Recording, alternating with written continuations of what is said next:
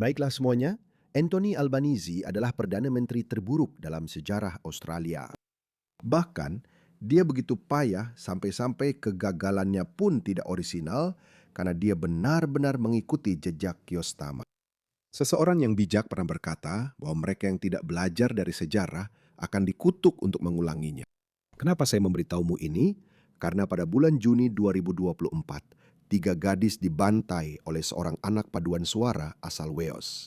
Dan ketika berita itu tersebar, penduduk setempat di Southport, Inggris mulai berunjuk rasa. Dan protes-protes itu, sejujurnya, berubah menjadi kerusuhan ketika mereka membakar salah satu mobil van polisi. Keir Starmer muncul dan memicu kemarahan publik.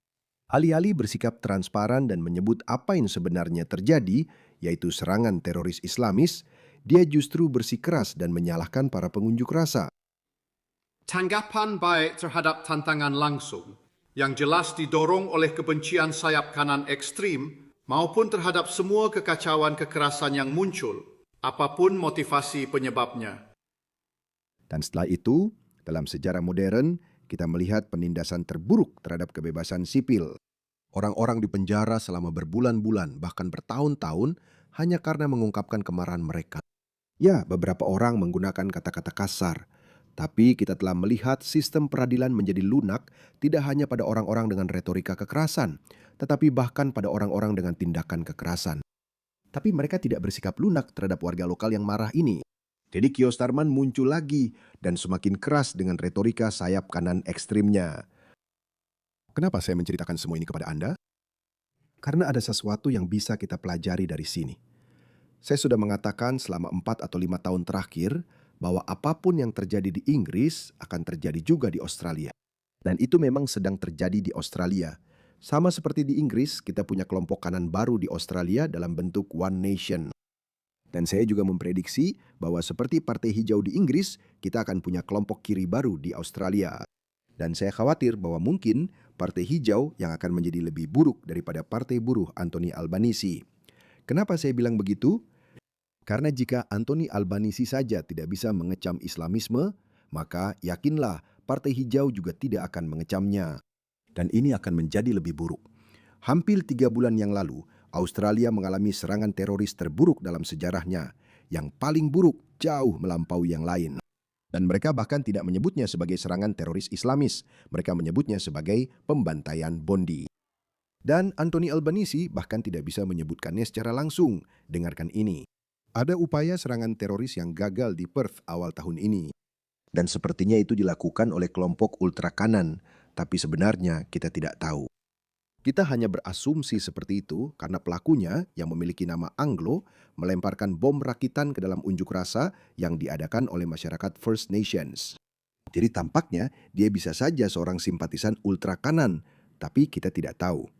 Tapi Anthony Albanese tidak pernah melewatkan kesempatan, sama seperti Keir Starmer, untuk mengecam ekstremisme ultra kanan, ekstremisme antisemit, tapi dia tidak mengecam ekstremisme yang paling jelas di Australia. Satu-satunya ideologi yang bertanggung jawab atas 100% kematian terkait terorisme, Islam atau Islamisme jika Anda ingin menyebutnya begitu. Islamisme pada dasarnya adalah mereka yang ingin menyebarkan Islam, oke?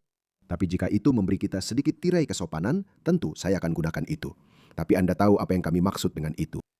Tapi lihatlah ini, betapa menyedihkannya retorika Anthony Albanese, dan inilah alasan mengapa orang-orang mulai muak dan lelah dengan itu. Ini adalah sebuah tindakan oleh seseorang yang telah teradikalisasi secara daring. Saya tidak bisa menjelaskan semua detailnya karena hal-hal tersebut akan diproses di pengadilan. Namun supremasi kulit putih dan tindakannya, kami telah sangat jelas menyatakan bahwa ancaman-ancaman yang ada di luar sana, seperti yang juga telah ditegaskan oleh Direktur Jenderal ESAIO, isu ekstremisme sayap kanan, isu kelompok sovereign citizens, isu meningkatnya antisemitisme, ada berbagai macam isu. Kamu melewatkan sesuatu. Kamu melewatkan hal yang paling jelas di depan mata. Islamisme. Oke, biar saya revisi angka saya. 90% dari semua kematian terkait terorisme disebabkan oleh Islamisme. Dan ketika kita menguraikannya berdasarkan agama, maka semuanya adalah Islam. Tapi oke, sovereign citizens, saya rasa tahun lalu membunuh 2 petugas polisi Australia. Jadi itu sekelompok orang gila lainnya. Saya rasa mereka juga perlu diberantas. Tapi mereka tidak sebesar ancaman Islamisme. Tapi dia tidak menyebut mereka secara langsung. Sama seperti Kiosdama, entah kenapa mereka tidak menyebut Islam dan Islamisme secara langsung. Lalu mereka mengeluh, oh kenapa orang-orang didorong ke arah ekstrim? Semuanya salah One Nation, seperti yang akan Anda lihat di klip berikutnya. Yang menimbulkan kekhawatiran. Dan tentu saja, insiden yang terjadi di Perth ini sangat memprihatinkan. Benda yang dilempar itu bukan bom, itu tidak meledak, Itu sangat beruntung, akan ada konsekuensi yang sangat buruk jika itu terjadi. Hancurkan mereka semua sama rata. Aku tidak peduli. Aku sedang mencari-cari alasan untuk mereka. Kejar juga para Islamis. Lihat penjelasannya. Lihat betapa payahnya itu. Ini adalah klip lama, mungkin sekitar sebulan yang lalu. Dengarkan dia. Lihat, orang-orang jelas sangat frustrasi, dan mereka khususnya frustrasi dengan masalah pemerintahan. Saya pikir kepercayaan sudah runtuh. Saya penasaran kenapa bisa begitu. Perangkat seperti itu. Saya sedang membuat, Mereka mendorong orang-orang. Algoritma mendorong orang-orang ke arah yang ekstrim. Kenapa? Kenapa bisa begitu? Kenapa sekarang orang-orang jadi semakin ekstrim? Biar saya kasih petunjuk. Itu karena orang-orang melihat bahwa cara hidup mereka, budaya mereka, identitas mereka sedang diserang. Dan mereka punya politisi seperti Anthony Albanese yang terus memanipulasi rakyatnya. Seperti yang saya katakan, Kiosdama adalah pelopornya dalam hal itu. Kiosdama semakin keras ketika seorang Islamis, Axel Raducobano, dia sudah masuk Islam, omong-omong, dan mereka menampilkan dia sebagai anak paduan suara Wales. Dan dia disebut-sebut sebagai seorang Kristen. Padahal dia bukan Kristen. Dia ditemukan dengan buku panduan Al-Qaeda. Ketika seorang Kristen tiba-tiba menjadi brutal, maka Anda harus melihat apakah dia sudah masuk Islam atau belum. Seringkali itulah yang biasanya terjadi. Memang begitu. Saya seorang ateis. Saya juga tidak punya loyalitas terhadap kekristenan.